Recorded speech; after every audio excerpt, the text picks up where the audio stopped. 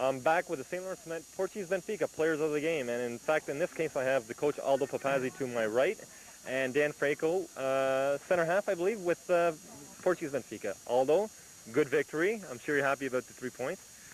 We are very happy about it. Our first victory this year, and the boys started playing very well, very well. A lot of good control, I noticed that, and certainly that's what I expected from the outset. Good control, and this time was a good finish. The past few games, we've had like one goal a game, which is not enough to win. So today they finished up pretty good. 6 goals, very, very pleased. 3 points starts to turn the season around, makes it a little more hopeful. That's right, and everybody contributed. That's what it was good to see. Yes. Dan, congratulations on your nomination. This is the first time we've had you on the show. Comments about the game? Well, I found it pretty rough. A lot of the players were taking hits to each other, and the referee wasn't really taking control of the game. So it made it a little tough that way. Very tough, because the Scarpazza team has a lot of big boys. And for us young guys, like, you know, it kind of scares us how they come in very hard. Actually, that's a good comment, because I noticed with Sporting just a couple of weeks ago, they have a number of players coming out of the high school ranks. I'm not sure how many are similar situations with Benfica, but maybe if not this year, but after past couple of years out of the high school. Yeah, well, we got a lot of young players coming out. They really enjoy soccer. They're very talented, and they just like coming to play at the competitive level. Yourself, what high school did you graduate from? And well, I'm graduating from Holy Cross this year. There you go. We lost to Frontenac, who has basically his team split half and half of Frontenac, Holy Cross. So, well, I'm graduating, so yes, I'm out of high school. Into the soccer scene, Aldo, sporting a Juventus shirt, complimenting the good success of Juventus. Right. How about some other comments about not only local soccer, the team, and the rest of the season? Well, unfortunately this year we're not in the Ottawa League, which is a competitive league. It's too much travel for us and very expensive. The other thing is we can't bring any good teams here because everything here is recreational, and it's unfortunate. So our Ontario Cup dream this year was kind of squashed. Yeah, I'd have to go to different teams and pick different players and have a maximum of 6 players from one team. So it makes it tough. It's too hard to do. So this year focusing on the Kingston, the GKSSA? Yes, focusing on the Kingston Senior Soccer Association here, and I've got a young team. The average age is probably about 20. They're very, very green, as you can see, but I think they're going to come along. They're a very, very good bunch of boys. Certainly good soccer being played by the Portuguese Benfica, and not only this year, but over the last many years. And we certainly enjoyed watching Benfica develop over the number of years. Continue to be a prime soccer power here in Kingston. And compliments to you, Aldo, because not only do your kids play on this team, but you've always been involved with the Benfica group.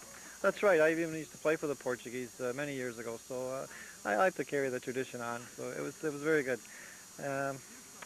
Good victory. Good result. Dan, any closing remarks next week? Not sure who you play, but with the victory tonight, that's certainly going to pull the spirits up. Well, the way we passed today, it's probably going to give us a lot of confidence for next week, and the way we finish, so I'm really looking forward to the match.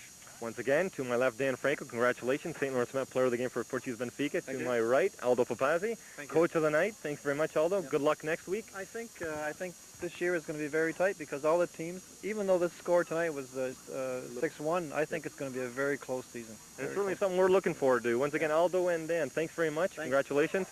To my left, just squeezing in. Thanks, guys. To my left, we have a couple players from Scarpazza Homes. If I can just squeeze them in. Gentlemen, here we go. We're going to talk to Blake Farmer. This is going to be interesting. Blake not only scored the Scarpazza Homes game, the only goal of the game tonight, but received an unfortunate ejection. Blake, what happened? And maybe first off, congratulations on that super effort for the goal. Well, thank you very much.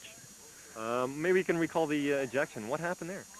Well, it's a referee's decision, but I guess I made contact with the player, and that's all it takes, and they give me a red card for it. So maybe a few foul words being shared by each other. Well, not me and him, but okay.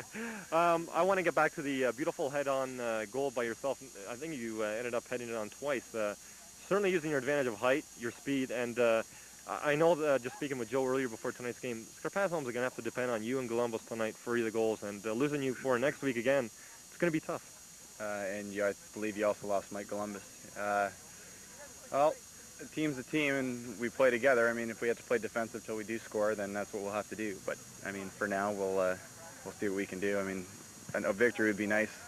We haven't won in 3 games, so we'll see what we can do for next week. I mean, Stoney's is hurting as well. Been missing a few players from the tournament on the weekend, so we'll see. Actually, a good point. Scarpazzo 0-3 at this point. A victory would turn it around and make things a little easier. A few goals would help too. Scarpazzo home, St. Lawrence Met Player of the Game, Blake Columbus. This isn't new for you. You've been here in the past. Firmer Soy, Blake. Just trying to get, we're in for a wrap. Thanks, trying to get everything squeezed in. Thanks, Blake. Sorry about that.